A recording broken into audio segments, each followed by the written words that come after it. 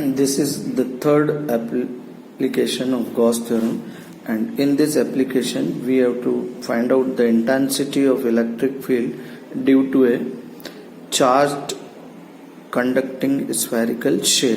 For that we will consider this is a spherical shell, and the charge given to this spherical shell is suppose Q. That charge is uniformly distributed over its surface. Now due to this spherical shell we want to find out intensity. For that we are considering three different situations. First case, when the point P where the intensity is to be determined is lying outside the spherical shell.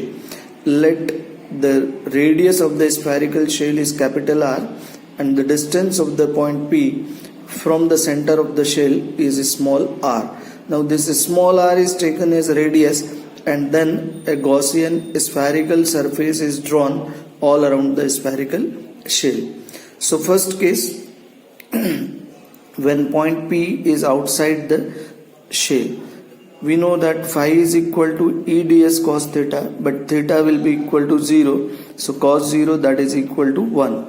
So therefore phi is equal to E into ds. But ds will be equal to 4 pi r square, because whole surface area of sphere is 4 pi r square. So therefore phi is equal to E into 4 pi r square. This is equation number 1. Then by Gauss theorem, phi will be equal to 1 by epsilon 0 into q. This is equation number 2. So from 1 and 2 their LHS are equal, so their RHS must be equal, and therefore we will get E into 4 pi r square is equal to 1 by epsilon 0 into q.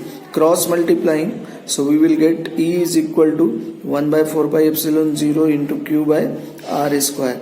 This is the intensity of electric field at a point outside the spherical shell. Now the second case, when point P is on the surface of the shell. For that, suppose this point P is lying here, means on the surface of the shell. In this condition, this small r will be equal to capital R. So therefore,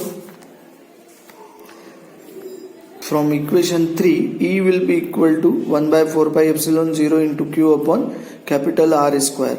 This small r is replaced by capital R. Now the third case, when point P is inside the shell. As we know, when charge is given to a conducting spherical shell, it is uniformly distributed over its surface, and inside the shell there is no charge. It means Q is equal to 0 inside the shell. So from equation 3, E will be equal to 0.